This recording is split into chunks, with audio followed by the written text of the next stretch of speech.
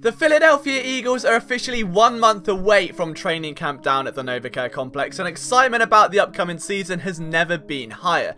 Carson Wentz especially has looked fluid throughout OTAs, moving like he did prior to that 2017 season, and it's safe to say this offense has never looked more dangerous. But when you add all of those ingredients together, what you have is the potential for another MVP level campaign in 2019. What you have is the recipe for an MVP level campaign in 2019. But just how likely is Carson Wentz to be at the forefront of the MVP race? My name is Liam Jenkins, and here are 5 reasons why the pride of North Dakota State is coming to claim what was rightfully his.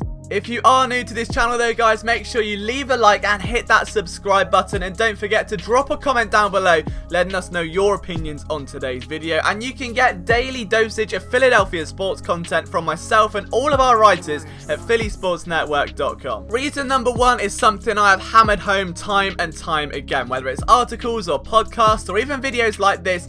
The bond between a quarterback and his offensive coordinator is arguably one of the most important on an NFL team. For Carson Wentz, that link was severely weakened in 2018. Frank Reich departed for Indianapolis and Mike Groh was promoted to take over.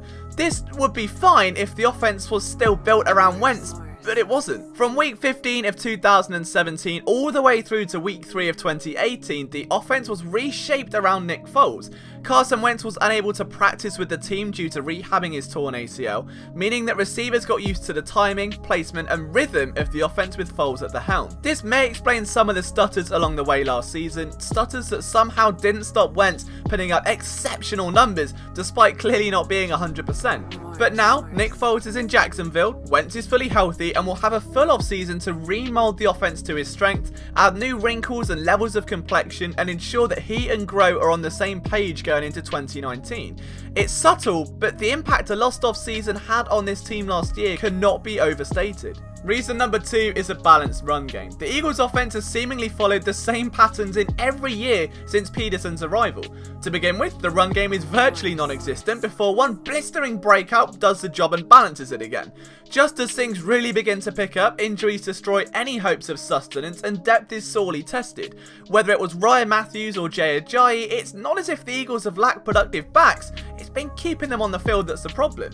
Now, enter Jordan Howard. I could sit here all day and talk about the former Chicago running back's 74% conversion rate last year in short yardage situations, or the fact that despite a career low in yards per carry, he actually averaged 4.3 when rushing out of the shotgun, a primary look for the Eagles. We could discuss his physical style of play, his home run potential and his success in pass protection, or we could simply state that the insertion of a bowling ball back who has at least 250 carries in all 3 of his NFL seasons and a rusher that has missed just 1 game in that time should bring a sense of reliability to the backfield. Then you have to factor in the drafting of Miles Sanders. Selected with the 53rd overall pick, the Eagles haven't selected a back that high since LaShawn McCoy was drafted with that exact same pick.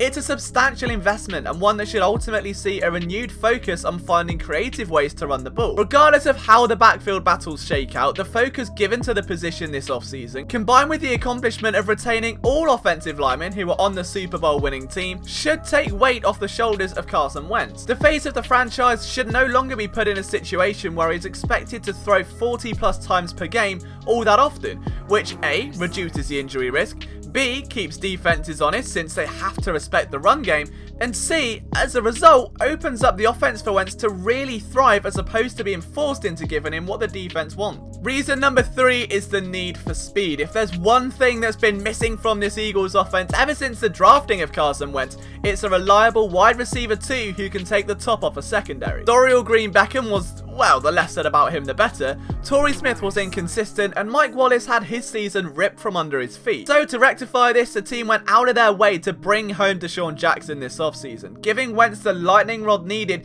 to allow him to let it rip with absolute confidence. The 32-year-old still averaged over 18 yards per reception last year, adding a further 774 yards to his career tally, along with 4 more touchdowns. According to Pro Football Focus, this is where things get interesting, because Carson Wentz landed a 91.1 passer grade on hitch routes last year, while Deshaun Jackson averaged a receiving grade of 91.3 on the exact same route. And if you've been around this channel for long enough, you know that when diving into Jackson's 2018 tape, playing for a team who led the NFL in passing offense, it's hard not to get excited about what his route tree brings to the table. It's far more refined and a lot deeper than it was during his first stint with the team, and that could mean huge things for the relationship between himself and Carson Wentz. Jackson is no longer just a deep threat that has to be respected, but he can wreak havoc underneath if given too much respect.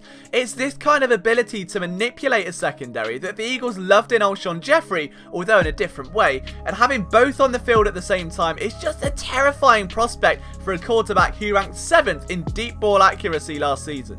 The penultimate reason on this list is maturity. Even when battling the setbacks mentioned in the first section, Wentz still developed. His mobility was sorely hampered in 2018, not just from a scrambling and a Houdini perspective, but simple maneuverability inside the pocket almost seemed to completely disappear. But that somehow didn't stop Carson Wentz from realizing his own limitations and completing a career-high 69.6% of passes. Not only that, but per SIS, Wentz completed 81% of passes against base defenses. He led the NFL in that category. His development as a passer not only helped facilitate a historical season for Zach Ertz, but also shed the skin of not being clutch. With several game-winning drives to his name last year, Wentz was able to get that hump off his back and prove that he can lead the offense when it counts, even if he still was severely hampered. And our final reason is the same as number 4, but tweaked a little bit. Wentz didn't just have to develop on the field. After that article came out at the beginning of the offseason calling his character into question and using anonymous sources, Wentz had to set the record straight one way or another, and did so in the most eloquent and level-headed way possible. "I know who I am, first of all," Wentz said.